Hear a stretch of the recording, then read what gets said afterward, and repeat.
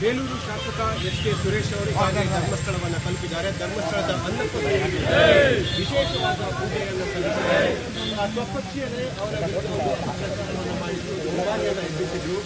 HK. Suresh ಅವರು ವಿಧಾನ ಪರಿಷತ್ ಚುನಾವಣೆಯಲ್ಲಿ ಅಡ್ಡ ಮತದಾನ ಮಾಡಿದ್ದಾರೆ. ಹಾಗಾಗಿ ತಾನು ಅಡ್ಡ ಮತದಾನ ಮಾಡಿಲ್ಲ, ನಾನು ಪಕ್ಷೇತರರನ್ನು ಹೊಂದಿದ್ದೇನೆ. ಧರ್ಮಸ್ಥಳವನ್ನು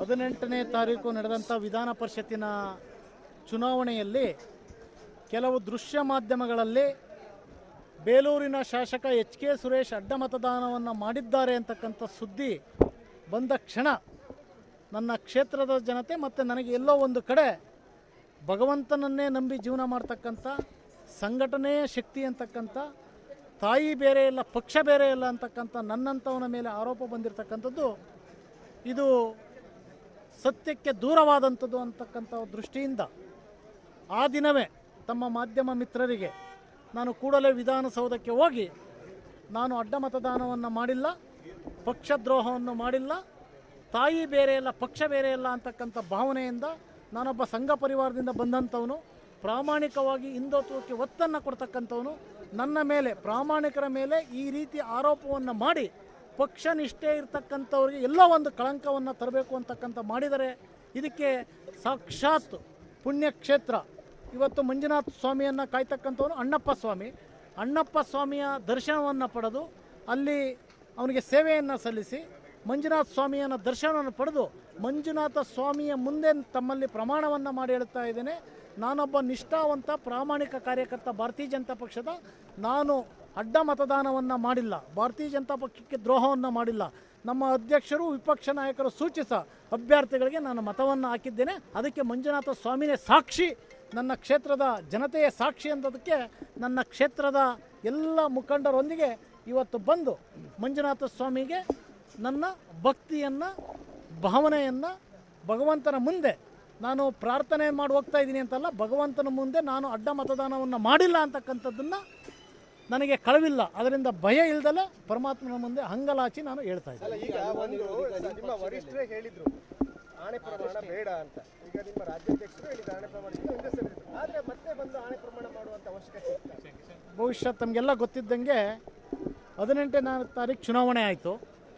19ನೇ ತಾರೀಕು ಬಂದಂಥ ಇದನ್ನು ಪ್ರಪ್ರಥಮದಲ್ಲಿ ರಾಜ್ಯಾಧ್ಯಕ್ಷರನ್ನು ಭೇಟಿಯನ್ನು ಮಾಡಿ ಅವರಿಗೆ ಒಂದು ಪತ್ರವನ್ನು ಕೊಟ್ಟು, ವಿಪಕ್ಷದ ನಾಯಕರನ್ನು ಭೇಟಿಯಾಗಿ ಒಂದು ಪತ್ರವನ್ನು ಕೊಟ್ಟು, ಅದೇ ರೀತಿಯಲ್ಲಿ ಕರ್ನಾಟಕ ರಾಜ್ಯದ ಉಸ್ತುವಾರಿ ಅಂತ ರಾಧಾಮೋಹನ್ ದಾಸ್ಜಿ ಅವರಿಗೆ ನಾನು ಪತ್ರವನ್ನು ಕಳಿಸಿ, ನಮ್ಮ ರಾಷ್ಟ್ರೀಯ ಪ್ರಧಾನ ಕಾರ್ಯದರ್ಶಿಗಳು ಕರ್ನಾಟಕದವರೇ ಆದಂಥ ನಾನು ಸುಮಾರು 20 ವರ್ಷ ರಾಜಕಾರಣದಲ್ಲಿ ಪ್ರಥಮದಲ್ಲಿ ಅವರನ್ನು ಭೇಟಿಯಾಗಿ ನಾನು ರಾಜಕಾರಣವನ್ನು ಮಾಡಬೇಕು ಅಂತಕ್ಕಂಥ ನಮ್ಮ ರಾಜ್ಯದವರೇ ಆದಂತಹ ಕರ್ನಾಟಕ ರಾಜ್ಯದ ಪ್ರತಿಯೊಬ್ಬ ಕಾರ್ಯಕರ್ತರ ನಾಡಿ ಮಿಡಿತವನ್ನು ಕಂಡಂಥ ಸಂತೋಷ್ ಜಿ ಅವರಿಗೆ ನಾನು ಪತ್ರವನ್ನು ಬರೆದೆ.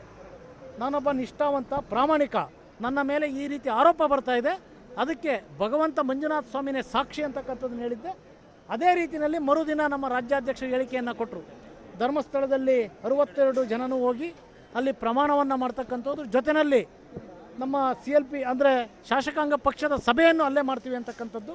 ಬಹುಶಃ ಅದಕ್ಕೆ ಏನು ತಡೆ ಬಂತ ಗೊತ್ತಿಲ್ಲ, ಆದರೆ ನಮ್ಮ ರಾಜ್ಯಾಧ್ಯಕ್ಷರಿಗೆ ಮೊನ್ನೆ ಮನವಿಯನ್ನು ಮಾಡಿದೆ.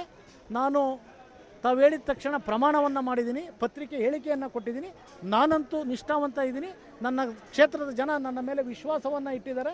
ಹಾಗಾಗಿ ನಾನು ನನ್ನ ಕ್ಷೇತ್ರದ ಮುಖಂಡರ ಜೊತೆ ಹೋಗಿ ಪರಮಾತ್ಮನಿಗೆ ನನ್ನ ಹರಕೆಯನ್ನು, ನಾನೊಬ್ಬ ನಿಷ್ಠಾವಂತ ಪ್ರಾಮಾಣಿಕ, ನಾನು ಅಡ್ಡ ಮತದಾನವನ್ನು ಮಾಡಿಲ್ಲ, BJP ಪಕ್ಷ ನನ್ನ ತಾಯಿ ಇದ್ದಾಗೆ, ಅದರಲ್ಲೂ ವಿಶೇಷವಾಗಿ ಚನ್ನಕೇಶವನ ಸನ್ನಿಧಾನದಿಂದ ನಾನು ಆಯ್ಕೆ ಆಗಿರ್ತಕ್ಕಂಥವನು. ಚನ್ನಕೇಶವನ ಆಶೀರ್ವಾದದಿಂದ, ಚನ್ನಕೇಶವನ ಬಲಭಾಗದಲ್ಲಿ ನಾನು ವಾಸ ಮಾಡಲಿಕ್ಕೆ ಆ ಭಗವಂತ ಆಶೀರ್ವಾದ ಮಾಡಿದ್ದೀನಿ. ಭಗವಂತನ ಶಕ್ತಿ ಇಲ್ಲ ಅಂದರೆ ಏನೂ ಆಗಲ್ಲ. ಅದರಲ್ಲೂ ವಿಶೇಷವಾಗಿ ಏನು ದಕ್ಷಿಣ ನಮ್ಮ ಮೈಸೂರು ಪ್ರಾಂತ್ಯ ಇದೆ, ಅದರಲ್ಲಿ ಒಂದೇ ಒಂದು ಕ್ಷೇತ್ರಕ್ಕೆ ಸನ್ಮಾನ್ಯ ಇವತ್ತು ವಿಶ್ವನಾಯಕ ಆಗಿರ್ತಕ್ಕಂಥವರು ಸನ್ಮಾನ್ಯ ನರೇಂದ್ರ ಮೋದಿಯವರು ನನ್ನ ಕ್ಷೇತ್ರಕ್ಕೆ ಬಂದು ಪ್ರಚಾರವನ್ನು ಮಾಡಿದ್ದಾರೆ.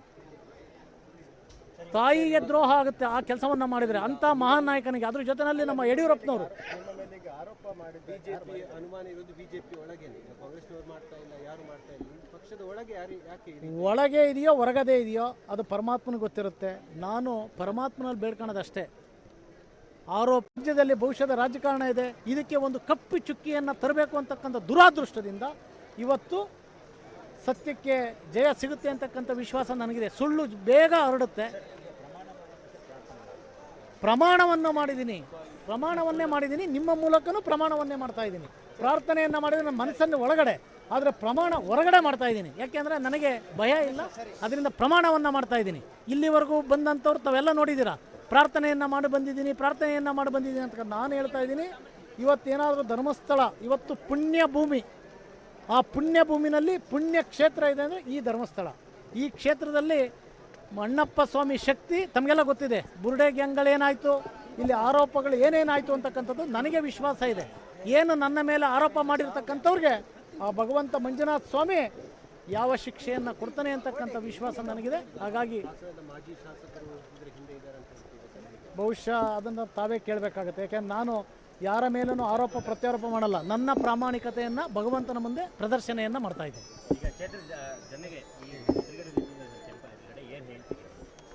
ನನ್ನ ಬೇಲೂರು ವಿಧಾನಸಭಾ ಕ್ಷೇತ್ರದ ಜನತೆಗೆ ನನ್ನನ್ನು 2023ರಲ್ಲಿ ಪ್ರಾಮಾಣಿಕತೆಯಿಂದ ಆಯ್ಕೆಯನ್ನು ಮಾಡಿರ್ತಕ್ಕಂಥ ಜನಗಳಲ್ಲಿ ನಾನು ವಿನಂತಿಯನ್ನು ಮಾಡೋದು, ನಾನು ಪ್ರತಿ ಸಲ ವಿಧಾನಸಭಾದಲ್ಲಿರ್ಬೋದು, ಪ್ರತಿ ಕಾರ್ಯಕ್ರಮದಲ್ಲಿರ್ಬೋದು ನಾನು ಹೇಳ್ತಾ ಇರ್ತೀನಿ, ನಾನು ಶಾಸಕನಲ್ಲ, ಈ ಕ್ಷೇತ್ರದ ಸೇವಕ ಅಂತಕ್ಕಂಥದ್ದನ್ನು, ಸೇವಕನಾಗಿ ಪ್ರಾಮಾಣಿಕವಾಗಿ ಪಕ್ಷ ನಿಷ್ಠೆ ಪ್ರಾಮಾಣಿಕವಾಗಿದ್ದೀನಿ. ತಾಯಿ ದ್ರೋಹವನ್ನು ಮಾಡ್ತಕ್ಕಂಥದ್ದಲ್ಲ, ತಾಯಿ ದ್ರೋಹ ಮಾಡೋದು ಒಂದೇ, ಇಡೀ ಬೇಲೂರಿನ ಸಮಸ್ತ ಮತದಾರರಿಗೆ ದ್ರೋಹ ಮಾಡ್ತಕ್ಕಂಥದ್ದು ಒಂದೇ. ಹಾಗಾಗಿ ನಾನು ದ್ರೋಹವನ್ನು ಮಾಡಿಲ್ಲ. ಹಾಗಾಗಿ ಕ್ಷೇತ್ರದ ಜನತೆ ನನ್ನ ಮೇಲೆ ಇವತ್ತು ಬಹುಶಃ ನನಗನ್ಸುತ್ತೆ ಇದು ನನ್ನ ಅಗ್ನಿ ಪರೀಕ್ಷೆ. ಕ್ಷೇತ್ರದ ಜನತೆ ಪಕ್ಷಾತೀತವಾಗಿ ನನಗೆ ಅವರೇ ಸವಾಲನ್ನು ಹಾಕಿದ್ದಾರೆ. ಏನಂತ, ಸುರೇಶ್ ಇಂಥ ಕೆಲಸ ಮಾಡೋದಿಲ್ಲ, ಅವನೊಬ್ಬ ಭಗವಂತನ ಭಕ್ತ, ಪ್ರಾಮಾಣಿಕತೆ ಇರ್ತಕ್ಕಂಥವನು ಅಂತಕ್ಕಂಥ ವಿಶ್ವಾಸ ವ್ಯಕ್ತಪಡಿಸಿದಾರಲ್ಲ, ನನ್ನ ಯಾವುದೋ ಜನ್ಮದ ಪುಣ್ಯ. ಹಾಗಾಗಿ ಆ ಕ್ಷೇತ್ರದ ಜನತೆಗೆ ನಾನು ವಿನಂತಿಯನ್ನು ಮಾಡ್ತೀನಿ, ನನ್ನ ಜೀವ ಇರೋವರೆಗೂ ಸಹ ತಪ್ಪನ್ನು ಮಾಡಲ್ಲ. ಹೇಳೋದಾದರೆ ನೇರವಾಗಿ ಹೇಳ್ತೀನಿ ಹೊರತು ತಪ್ಪನ್ನು ಮಾಡಿ ನಾನು ಪಲಾಯನವಾಗ ಅಂತಕ್ಕಂಥ ಕೆಲಸವನ್ನು ಮಾಡಲ್ಲ. ನನ್ನ ಮೇಲೆ ವಿಶ್ವಾಸ ಇಡಿ, ನಾನು ಪ್ರಾಮಾಣಿಕವಾಗಿ ಸೇವೆಯನ್ನು ಮಾಡ್ತಕ್ಕಂಥದ್ದು ಬಂದಿದ್ದೀನಿ. ಆ ಸೇವೆಯನ್ನು ನಿಷ್ಠೆಯಿಂದ ಪ್ರಾಮಾಣಿಕತೆಯಿಂದ ಆ ಕ್ಷೇತ್ರದ ಜನತೆಗೆ ಅಭಿವೃದ್ಧಿಯನ್ನು ಮಾಡ್ತಕ್ಕಂಥದ್ದು. ಬಹುಶಃ ಇದರಲ್ಲಿ ಇನ್ನೂ ಒಂದು ತಮಗೆಲ್ಲ ಗೊತ್ತಿರಲಿ, ಈ ಒಂದು ಇದನ್ನು ನನಗೆ ಭಗವಂತ ಸಮೃದ್ಧಿಯಾಗಿಟ್ಟಿದ್ದಾನೆ. ಹಣಕಾಸಿನಲ್ಲಿರ್ಬೋದು, ಎಲ್ಲದರಲ್ಲೂ ಸಹ ಸಮೃದ್ಧಿಯಾಗಿಟ್ಟಿದ್ದಾನೆ. ನಾನು ಯಾರಿಗೂ ವ್ಯಾಪಾರ ಆಗ್ತಕ್ಕಂಥ ವ್ಯಕ್ತಿತ್ವ ಅಲ್ಲ. ನಾನು ಸೋಲ್ತಕ್ಕಂಥದ್ದು ಒಂದಕ್ಕೆ, ಪ್ರೀತಿ ವಿಶ್ವಾಸಕ್ಕೆ, ನನ್ನ ಕ್ಷೇತ್ರದ ಜನತೆಗೆ. ಅದನ್ನು ಗಮನದಲ್ಲಿರ್ತು.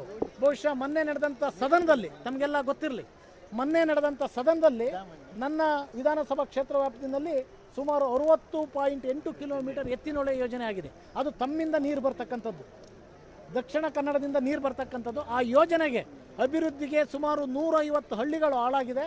ಇದಕ್ಕೆ ಮಾನ್ಯ ಅವತ್ತಿನ ನೀರಾವರಿ ಸಚಿವರು, ಉಪಮುಖ್ಯಮಂತ್ರಿಗಳು, ಇಂದಿನ ಮುಖ್ಯಮಂತ್ರಿಗಳು, ಬಹುಶಃ ನನಗೆ ಚನ್ನಕೇಶವನ ಇದರಿಂದ ನಾನು ಅವತ್ತು ಬಾವಿ ಮುಖ್ಯಮಂತ್ರಿಗಳು ಅಂತಕ್ಕಂಥ ಪದವನ್ನು ನಾನು ಉಪಯೋಗಿಸಿದೆ ಸದನದಲ್ಲಿ.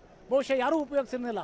ಬಾವಿ ಮುಖ್ಯಮಂತ್ರಿಗಳಾದ ಸನ್ಮಾನ್ಯ ಡಿ ಕೆ ಶಿವಕುಮಾರ್ ಅವರೇ ನನ್ನ ಮತಕ್ಷೇತ್ರಕ್ಕೆ ತಾವು ಅನುದಾನವನ್ನು ಕೊಡಬೇಕು, ಕಳೆದ 3 ವರ್ಷದಿಂದ ಸತತವಾಗಿ ತಮ್ಮನ್ನು ಭೇಟಿ ಮಾಡ್ತಾ ಇದ್ದೀನಿ, ತಾವು ಕೊಡ್ತೀನಿ ಅಂತ ಇದ್ದೀರಾ, ತಾವು ಇಲ್ಲಿ ಸದನದಲ್ಲಿ ತಾವು ಹೇಳಬೇಕು ಅಂತಕ್ಕಂಥದ್ದನ್ನು ಹೇಳಿದೆ.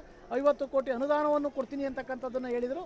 ಅವರ ಹೇಳ್ತಕ್ಕಂಥ ಇದರಲ್ಲಿ ಬಹುಶಃ ಅದನ್ನೂ ಸಹ ಕಾಕತಾಳೀಯವಾಗಿ ಎಲ್ಲೋ ಒಂದು ಕಡೆ ಸುರೇಶನ ವ್ಯಾಪಾರ ಮಾಡ್ಕೊಂಡು ಹೋಗಿದ್ದೀವಿ ಅಂತ ಅಲ್ಲ, ಎಲ್ಲೋ ಒಂದು ಇದು ಒಂದು ಕಟ್ತಕ್ಕಂಥದ್ದು. ಯಾಕೆಂದರೆ ನಾನು ವಿರೋಧ ಪಕ್ಷದ ಶಾಸಕ ಆದರೂ ಸಹ, ನಾನು ವಿರೋಧ ಪಕ್ಷ ಶಾಸಕ ಅಂತ ನಾನು ಮನೇಲಿ ಕೂತ್ಕೊಂಡ್ರೆ ಕ್ಷೇತ್ರದ ಜನ ನನ್ನನ್ನು ಬಿಡಲ್ಲ.